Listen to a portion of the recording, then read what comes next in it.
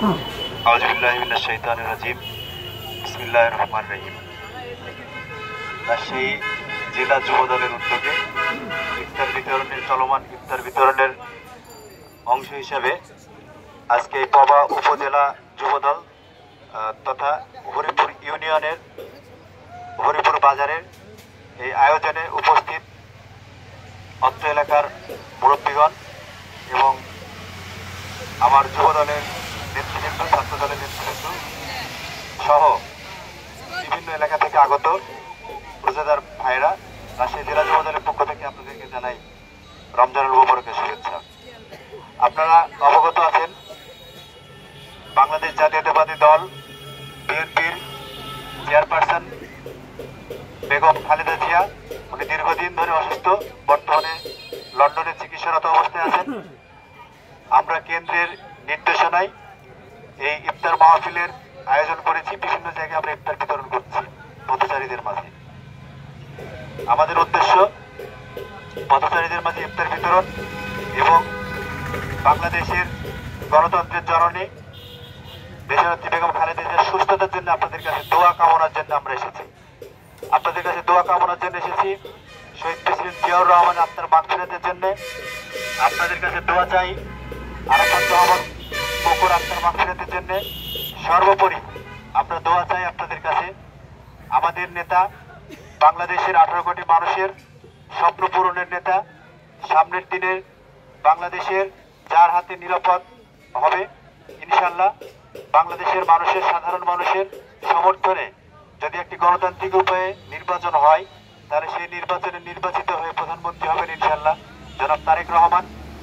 তার জন্য আপনারা দোয়া করবেন, তিনি যেন সুস্থ থাকেন এবং এই বাংলাদেশের রাষ্ট্র সংস্কার করে রাষ্ট্র কাঠামোকে একটি সাবলীল অবস্থাতে নিয়ে যেতে পারেন এবং বাংলাদেশের মানুষের দলমত নির্বিশেষে, ধর্ম বর্ণ নির্বিশেষে সকলে যেন এই বাংলাদেশে একটি শান্তির বাংলাদেশ জনাব তারেক রহমানের কাছ থেকে উপহার পান।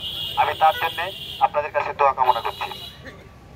আরেকটি কথা না বললে না, বাংলাদেশের বর্তমান অন্তর্বর্তীকালীন সরকার, এই সরকার সংস্কার করছেন, বিভিন্ন সংস্কার একটি চলমান প্রক্রিয়া, এর কোনো শেষ নাই।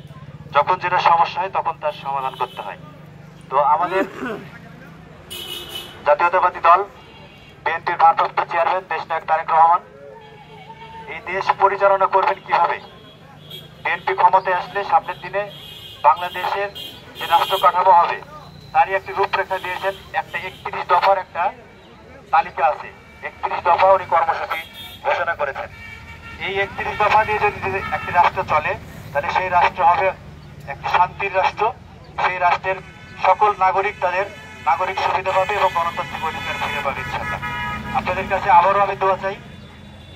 আপনাদেরই এই এলাকার, অত্র এলাকার সেবক ছিলেন মরহুম নজরুল ইসলাম নজরুল চাচা, অত্যন্ত ভালো মানুষ ছিলেন, তারই সুযোগ্য সন্তান। ইতিমধ্যে আপনাদের অনেকেরই আস্থাভাজন হয়ে উঠেছেন। আপনারা সামনের দিনে তারপরে আস্থা রাখতে পারেন ইনশাল্লাহ। তার বাবার যে বাকি কাজগুলো আছে সে আপনাদের কাছে হয়তো পূরণ করার চেষ্টা করবে। আপনারা তারপরে আস্থা রাখবেন, তার জন্য দোয়া করবেন এবং সর্বোপরি বাংলাদেশে একটি গণতান্ত্রিক উপায়ে নির্বাচন হোক এবং বাংলাদেশ জাতীয়তাবাদী দল আপনাদের সমর্থনে যেন ক্ষমতা আসতে পারে, এই রাষ্ট্র পরিচালনার দায়িত্ব নিতে পারে, সেই দোয়া কামনা করে আমি আমার সংক্ষিপ্ত বক্তব্য শেষ করছি। আসসালামু আলাইকুম রহমতুল্লাহ। জাতীয়তাবাদী যুবদল জিন্দাবাদ, বাংলাদেশ জিন্দাবাদ।